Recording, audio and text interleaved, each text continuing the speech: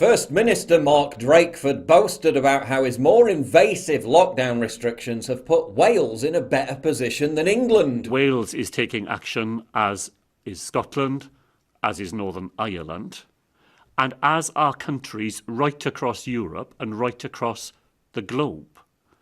The one country that stands out as not taking action to protect its population is England. Really? Here's a graph of case numbers since Wales imposed the additional restrictions compared to England. You'll notice that if apparently unlike Mark Drakeford you have the ability to read and see, case numbers in Wales have risen 3 times faster than England. But go on Mark, tell us more about how wetting the bed has put Wales in a better position than England. And I'll keep showing you the graph that makes you look like an absolute tosser. So the question is not why is Wales not following what is going on in England.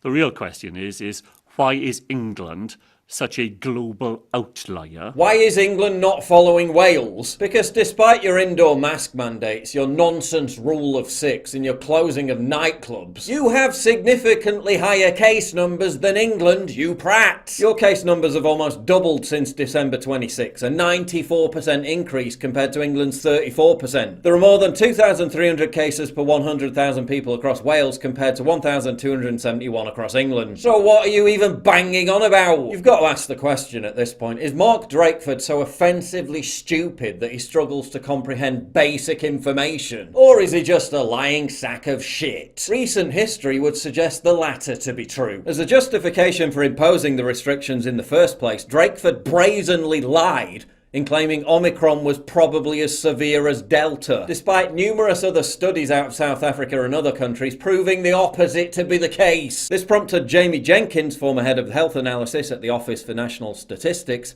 to assert that the Welsh First Minister had made a, quote, untrue statement with the intent to deceive. In other words, he was lying out of his arse. And don't forget what happened with the Welsh vaccine passport scheme, which only passed the Welsh Parliament because a single Tory MP was unable to log in to vote against it via a Zoom call. And so we still have a member who's desperately trying to get into Zoom but cannot get into... No, Darren Miller, we are holding the vote. No. This was clearly a shambolic farce, made a mockery of the very notion of democracy and shouldn't have been allowed to stand. Now, because of that fraud, and because of Mark Drakeford's belief that relentless bedwetting is a good way of running a country, livelihoods will continue to be ruined, businesses will continue to go bust, jobs will continue to disappear, and families will continue to be kept apart, potentially for months longer, and purely because this creature keeps lying to the public and evading the consequences.